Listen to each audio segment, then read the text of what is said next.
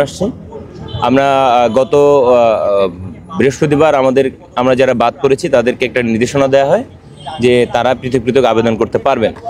সেই ধারাবাহিকতা আমরা এখানে মোটামুটি আমরা পৃথক পৃথক আমরা 43 বিশেষ দ্বিতীয় গেজেট থেকে মূলত আমি ব্যক্তিগতভাবে দ্বিতীয় গেজেট থেকে বাদ পড়েছি। আমি প্রথম গেজেট পেয়েছিলাম, সেটা হচ্ছে 15 অক্টোবর।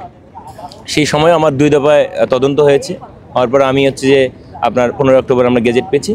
সেখানে 17 নভেম্বর আমাদের জয়েনিং ডেট দেওয়া হয় প্রথমে, সেটাকে আবার একটা মানে প্রজ্ঞাপনের মাধ্যমে সেটা হচ্ছে পয়লা জানুয়ারি 2025 সেই তারিখ নির্ধারণ করা হয়। এর মধ্যে আমরা আসলে কোনো কিছু আর জানি না, আমরা মোটামুটি এতটুকু জানি যে আমরা 1 তারিখে জয়েন করছি। এর মধ্যে অনেকেই চাকরি ছেড়েছে, এর মধ্যে পরিবারের মধ্যে একটা আশা সঞ্চার হয়েছে, আমাদের ভিতরে একটা আশা সঞ্চার হয়েছিল। কিন্তু আমরা হুট করে আমরা 30শে ডিসেম্বর এসে আমরা দেখি যে আমাদের আসলে গেজেটের নাম নেই, আমাদের গেজেটের নাম অন্তর্ভুক্ত নেই। ফলে আমরা আসলে এই অবস্থায় দিশাহারা হয়ে পড়েছি। আমরা জানি না আমরা আসলে কী করব, মানে কি হবে আমাদের। আমরা স্যারদেরকে রিকোয়েস্ট করতে চাই, বা আমাদের এইটাই হলো স্যারদের কাছে আমাদের এটা আকতি মিনতি, যেন আমাদের 15 তারিখে জয়েনিং আমাদের অন্য সহকর্মীদের সাথে জয়েনিংটা নিশ্চিত করা যায়। এর জন্য যেন তাদের মানে ওনারা যেন ওনাদের ব্যবস্থাটা আমাদের এই যে কাজটা জয়েনিং নিশ্চিত করার জন্য যে ধরনের ব্যবস্থা গ্রহণ করা উচিত সেটা যেন তারা দ্রুততার সাথে করে। কি কারণে আপনাদের বাদ করা যেতে পারে, এটা আপনারা কি? আচ্ছা, আমরা যেহেতু প্রার্থী, আমাদের ভিতরে আসলে আমরা সাধারণত জানি যে আমাদের ব্যক্তিগতভাবে আমার কোনো ধরনের রাষ্ট্রবিরোধী বা কোনো ক্রিমিনাল অফেন্সের সাথে আমি যুক্ত না। আমার পরিবারের কোনো ব্যক্তি রাষ্ট্রবিরোধী বা কোনো ধরনের তৎপরতার সাথে যুক্ত না।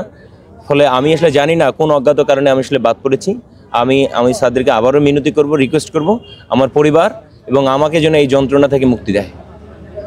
আপনার বা পরিবারের বা কেউ পলিটিক্যাল ভাবে জড়িত আছে কিনা, বা এটা কোনো কারণ হতে পারে না? মূলত আমার মানে আমি যদি এতটুকু বলি, আমি ছাত্র থাকাকালীন সময় আমি সাধারণ ছাত্রদের পক্ষেই কথা বলেছি। সাধারণ ছাত্রদের পক্ষে কথা বলতে গিয়ে যা করা দরকার ততটুকুই করেছি। এর বাইরে আমি আসলে অন্য কোনো রাজনীতির সাথে আমি আসলে যুক্ত না। তো আমি যেটা বলতে চাই, আমার পরিবারের একদম খেটে খাওয়া পরিবার, আমরা নিম্নবিত্ত পরিবারের সন্তান।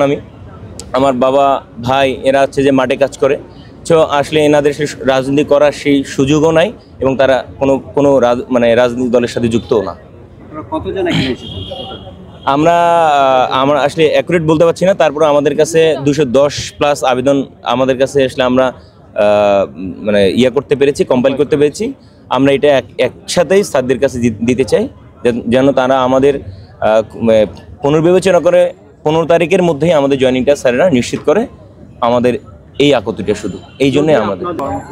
আচ্ছা, আমাদের আসলে কোনো কর্মসূচি আমরা এখন পর্যন্ত কোনো কর্মসূচি দিইনি। আমরা কোনো কর্মসূচির দিকে যাবো কিনা সেটা আমরা পরবর্তীতে আমরা মোটামুটি আমরা যারা গেজেট বঞ্চিত আছি তাদের সাথে কতটা বলে এটা জানাবো। কিন্তু আসলে আমরা চাই স্যারেরা যেন আমাদের এই আহ্বানে সাড়া দেন এবং আমাদের এই যন্ত্রণা থেকে মুক্তি দেন।